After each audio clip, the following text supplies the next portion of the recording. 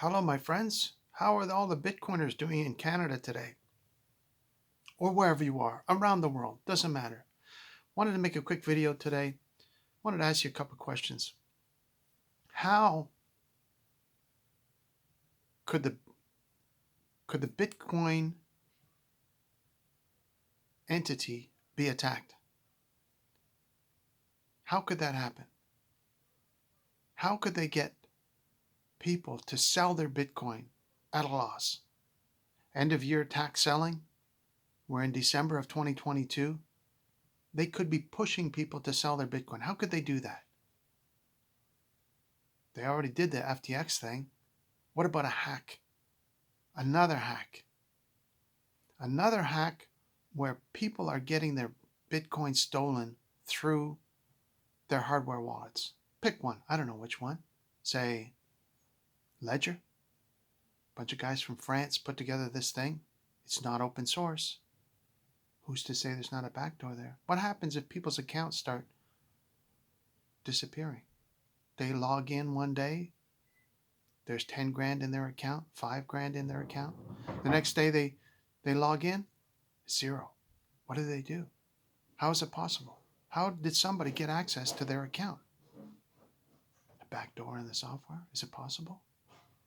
I'm speculating. I'm blue sky thinking here.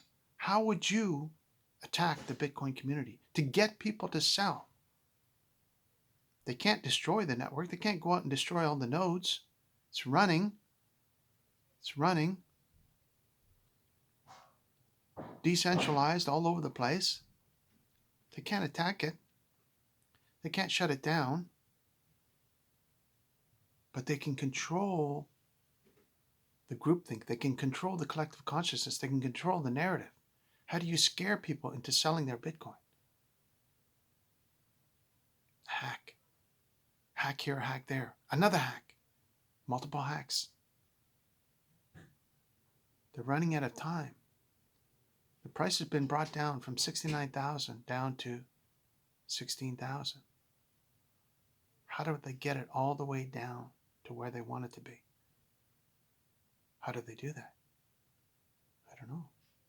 Do they want to do that? Are they happy with the current price and are they accumulating now so that they can maintain control? So that they can maintain that strong position of control? I don't know. How much do they need to control the price? 1%, 2%, 5%? I don't know. But the numbers show that those wallet addresses that have over one Bitcoin is growing. 800,000, 900,000, 950,000, 960,000, 970,000, 980,000. It's approaching 1 million individual wallet addresses that have one Bitcoin or more within them. That number keeps growing and growing and growing. And that's a good thing. As the distribution of those Bitcoins continues to get spread out across the world, I believe the better it is for Bitcoin. Just thinking out loud. Just trying to stir up the pot to see what's going on. The second point I wanted to ask you today, they call it a Bitcoin wallet. I have some friends, some female friends. So what do you think about Bitcoin? Oh, don't want to hear about it, not interested, don't want nothing to do about it. Is there anything that could get more women interested in Bitcoin? Why don't they call it a software purse, a hardware purse, a hot purse? What wallet company is going to come out and call it a purse? Would that have any effect at all on the adoption of Bitcoin? Or would that not matter? Hardware wallet, women have wallets, men have wallets. It's a genderless term. Everybody can have wallets. Doesn't necessarily mean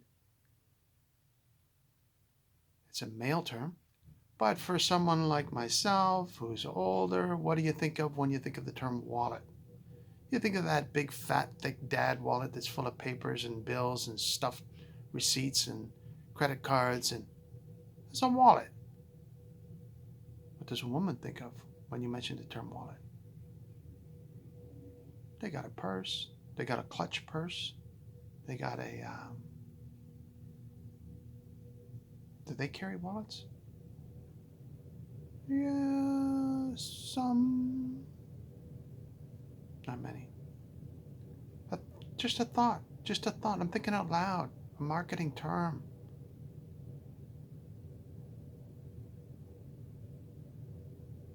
Hardware purse. Software purse.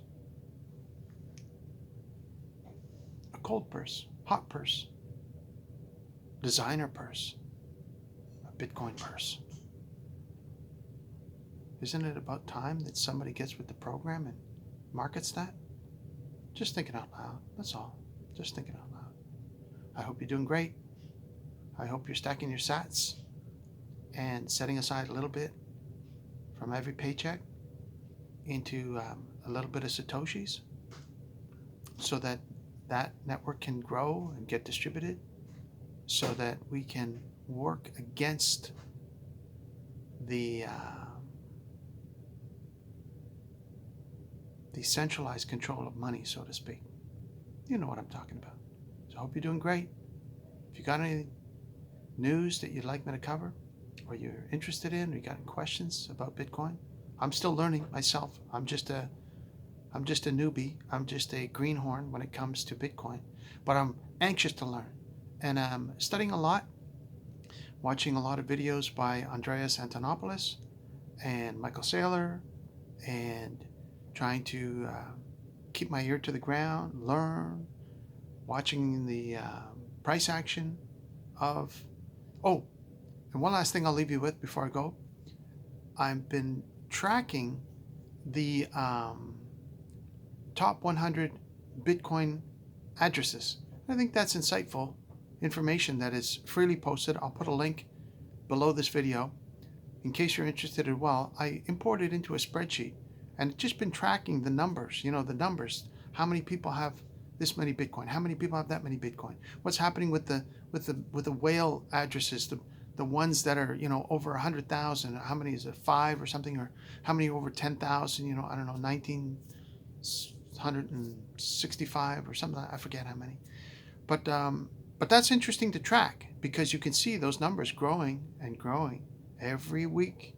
They're growing, and see, sometimes there's some ebb and flow in how much distribution is in these bigger addresses, how much is in the, it starts to give you a little bit of the pulse of how that distribution is happening. And I think it's a good sign for Bitcoin in the long run. I think it's onward and upward in the long run. Absolutely. Absolutely. In the short term, like I said before, how are they going to attack it? Some guys are sitting around a room right now thinking, how can we drive the price down so we can scoop up all the Bitcoins? How can we crash the price? Is that possible?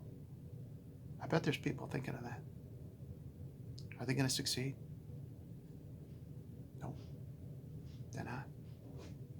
Because people know the value of Bitcoin and how useful it can be to transfer money here and there and to do business and transact. And it's useful. It serves a purpose, fills a need. I hope you agree with me. Thank you for watching. We'll talk to you again real soon, okay? Take care of yourself. Have a great day. Keep on stacking sats. Talk to you later. Bye-bye now.